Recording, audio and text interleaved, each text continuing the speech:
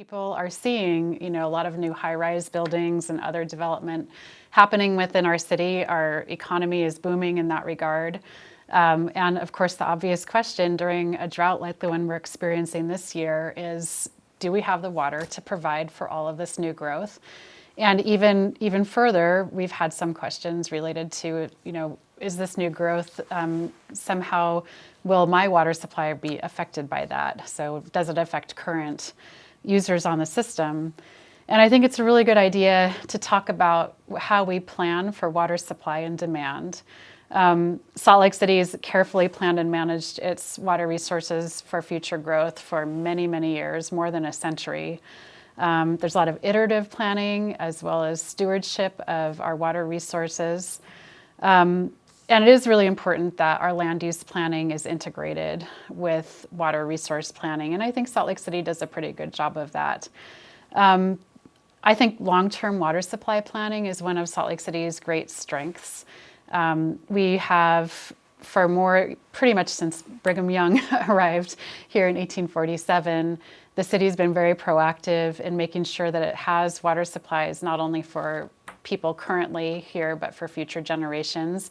And they've done this in a variety of ways. One of the ways is that appropriate amounts of water have been acquired over the last century and a half. That includes water supplies from our mountain streams and groundwater.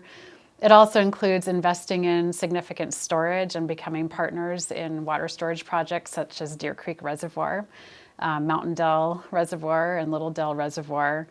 And the planning that we do for water supply and demand is very science-based. We look at the amount of our water supplies, both current supplies and future supplies that we intend to develop. In addition, we look at our best estimates of population growth, and we do that a variety of ways as well, working with agencies such as the Wasatch Front Regional Council and the state to look at land use and to look at population changes. So the short answer to the question of do we have water supplies for the future is yes, we do.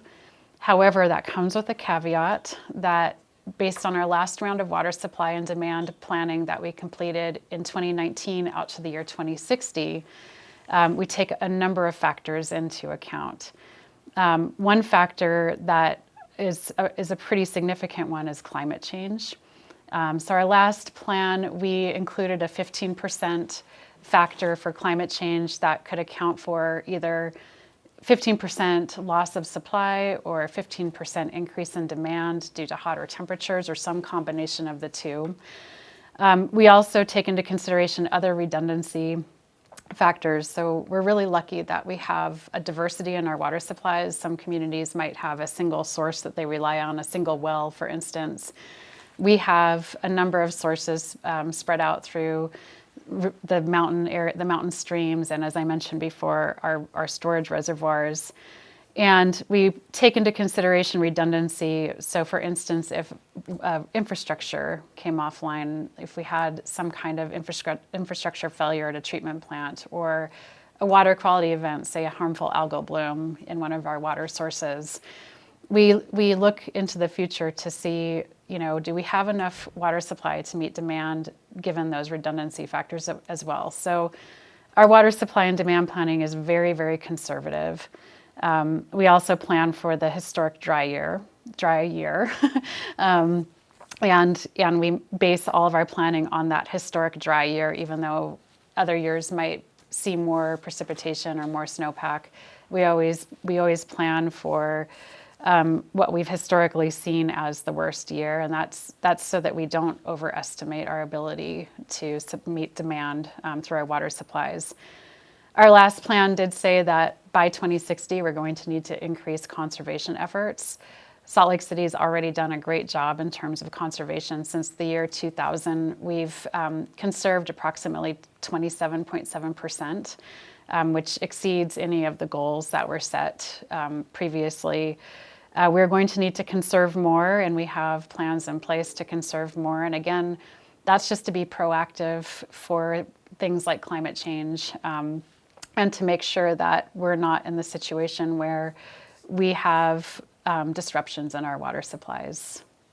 More information about our long-term planning can be found at our website at slcgov.com/utilities.